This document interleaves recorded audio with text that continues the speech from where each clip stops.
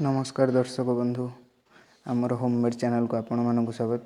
ये किछि दिन है गोटे कथा चली चकुली पिठार केतटा कणा चलतु आम निजे करवा करिकी गणिबा से उपकरण भी आपण मैंने देखिपे आम जहाँ जहाँ सब नहीं जमी बिरी चाउल मटर ये सब नहीं गुगुनी भी ता सहित करवा चलतु आम करवा एवं देखा कि चाउल नवा कि मटर नवा कि बिरी नवा चकुली सहित मटर तरकारी करिया एवं देखा शिल नेले शिल आम ताकू बाटिबा बहुत हाथ तैयारी शिल भल लगे बहुत स्वाद लगे आपण मैंने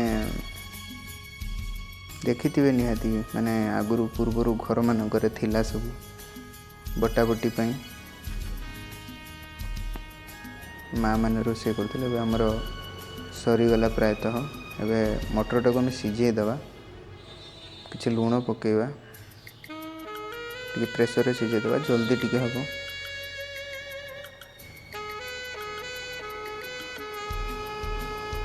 एवं अदा रसुण को ए शिल टे बटाबटी करवा टी भल लगे हाथ बटा टी आमको बहुत भल लगे आप निजे करते देखिए हाथ बटाटा बहुत बढ़िया लगे स्वाद लगे घरे करके देखंतु बहुत भल लगे।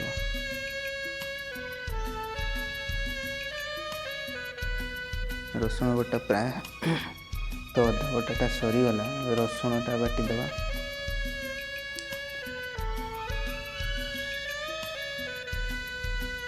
रसुण बटा भी सरीगला एबे टिके साथी आम टिके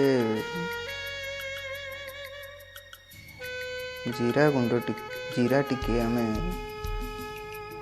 ये करवा गोटा जीरा टिके बाटिकी देदेले तार मटर तरकारी बा गुगुनी जोटा कहते ना टेस्ट बा चाट चांद लगी ता टेस्ट देखो बटा भी प्रायतः सरीगला जीरा बटा सब शिल ही बटा हो हाथ में बहुत कम समय लगे किसी ना सिंपली आम कड़े टी गरम करदे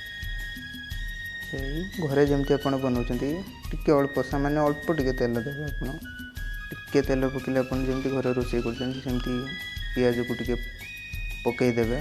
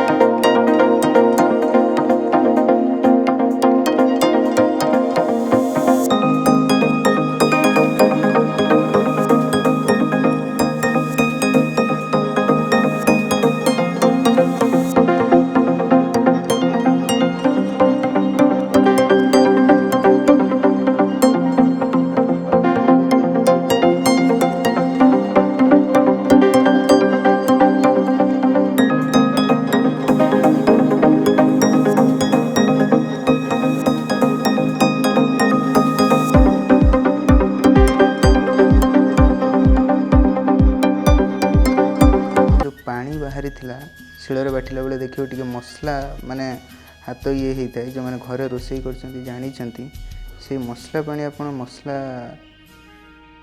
सहित व्यवहार करेंगे तार टेस्ट आहरी बढ़िया माने पूरा ओडिया घर रोषे जमती सेमती देखिए मसला बटा हो तार पानीटा थी शिल बटा हो पानी आप व्यवहार करेंगे रोषे कला बेले एवं आलूटा कटा टे गुगुनी कर आलू जदि न पड़ो कौन भल लगे ए आलूटा को आम प्रेसर ये सीझेनु टे अधिक सीझीज फिटिज भल लगे तो आम ये ओके मसला सांगे हेले आलूटा टे पूरा सीझबनी टे भल लगे प्राय हो आसला सीझा मटर टी देखते आम ढाड़ी देले प्रायतः ଠିକ୍ ମଟର ବି ଅଳ୍ପ ହେଇ ଆସିଛି, ଆଳୁ ବି ତା ସାଙ୍ଗରେ ସିଝିଯିବ।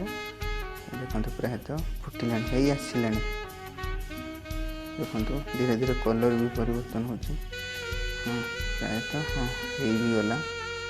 ଛାଡ଼ନ୍ତୁ, ଇଏ ତ କାମ ସରିଗଲା, ହେଇଗଲା। ଏବେ ଆମେ ତାକୁ କାଢ଼ିଦେବା। ଏବେ ଚାଲନ୍ତୁ ଚକୁଳି ପିଠା କରିବା, ତାପରେ ଗଣିବା। ଆଉ ଚକୁଳି ପିଠା ତ ଆପଣ ପ୍ରାୟତଃ ଘରେ ହୋଇଥିବ। କୌଣସି ପର୍ବପର୍ବାଣି ହେଉ କି ନୀତିଦିନିଆ ଘରେ ବି ଖାଇବା ପାଇଁ ଆମେ ଚକୁଳି ପିଠା କରିଥାନ୍ତି। ତ ଚକୁଳି ପିଠା ଟ୍ରେଣ୍ଡ ଚାଲିଛି। ଆମେ ତ କଣା ଗଣି ପାରିବାନି, ତଥାପି ଆକାଶର ତାରା ଗଣିଲା ଭଳିଆ ହେଇଯିବ ଚକୁଳି ପିଠାରେ ତାରା କଣା ଗଣିବା ମାନେ। ଚକୁଳି ପିଠା ମାନେ 7 ଚକୁଳି 14 ଚେଁ ଯେମିତି ଆମର କୁହନ୍ତି। ଚକୁଳି ପିଠା ଥରେ ପଡ଼ିବ, ଥରେ ଓଲଟା ଯିବ, ଥରେ ପଡ଼ିବ, ଥରେ ଓଲଟା ଯିବ। ମାନେ ଗୋଟେ ଚକୁଳି 2 ଥର ଚେଁ ସାଉଣ୍ଡ ହେବ। ମାନେ ଥରେ ପଡ଼ିଲା ବେଳେ ଗୋଟେ ସାଉଣ୍ଡ ହେବ, ପୁଣି ଓଲଟେଇଲା ବେଳେ ଆଉ ଥରେ ଗୋଟେ ସାଉଣ୍ଡ ହେବ। ତାହେଲେ ଜାଣିବେ ଚକୁଳିଟି ଠିକ୍ ହେଲା। ଏବେ ଦେଖନ୍ତୁ ପ୍ରାୟତଃ ଚକୁଳି ଦେଖନ୍ତୁ ବହୁତ ଗୋଲ ଗୋଲ ହେଉଛି। ଏଥର ଓଲଟିଲା, ମାନେ 2 ଥର। ଚକୁଳି ପ୍ରାୟତଃ ହେଇଗଲାଣି, ଆମେ ଖାଇଲା ଭଳିଆ ହେଇଗଲାଣି 2-3 ପଟ। ଠିକ୍ ଅଛି, ଚକୁଳି ତାର ଚାଲିଥାଉ। ଆମେ ଏବେ ଖାଇବା ବ୍ୟବସ୍ଥା କରିବା। ଆପଣମାନେ ଗୋଟେ କାମ କରନ୍ତୁ, ଘରେ ନିଜେ ତିଆରି କରନ୍ତୁ। ଚକୁଳି ପିଠାର କଣା ଗଣନ୍ତୁ। ଦେଖନ୍ତୁ ବହୁତ ଗୁଡ଼ାଏ କଣା ଅଛି, କଣା ଗଣନ୍ତୁ। ଦେଖନ୍ତୁ ଆଉ ଘରେ ଏମିତି ଆପଣ କଣା ଗଣିବାକୁ ହେଲେ ଆପଣ ଘରେ ପୁରା ଭଲସେ କରିପାରିବେ। ଏବେ ଆପଣ ନିଜେ ଘରେ ତିଆରି କରିକି କଣା ଗଣନ୍ତୁ। ମୁଁ ତ ବଢ଼ା ହେଇଗଲାଣି, ମୁଁ ଚାଲିଲି ଖାଇବାକୁ। ଆପଣମାନେ ବି ଘରେ ନିଜେ ଏମିତି ସିମ୍ପଲି ୱେରେ କରିପାରିବେ ଏବଂ ଖାଇପାରିବେ। ଆଉ ଦୟାକରି ଆମ ଚ୍ୟାନେଲଟିକୁ ଟିକେ ସବସ୍କ୍ରାଇବ୍ କରିଦିଅନ୍ତୁ ନୂଆ ନୂଆ ଅପ୍ ଟୁ ଡେଟ୍